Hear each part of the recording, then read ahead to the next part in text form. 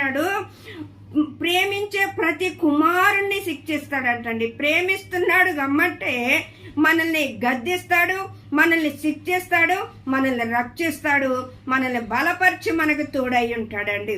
మనం ఆయన మాట వినేవారుగా మనం ఉండాలండి. ఎందుకంటే కుమారులతో సంభాషించినట్లుగా మీతో సంభాషిస్తున్నాను అని దేవాతి దేవుడు చెప్తున్నాడండి.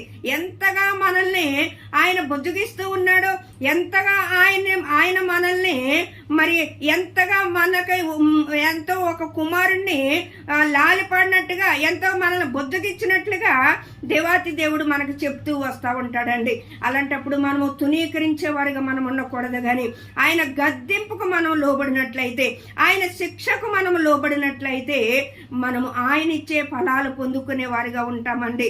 దేవాతి దేవుడు మరి అబ్రహాము, ఇసాకు, యాకోబుల్ని ప్రేమించినట్లుగా వారి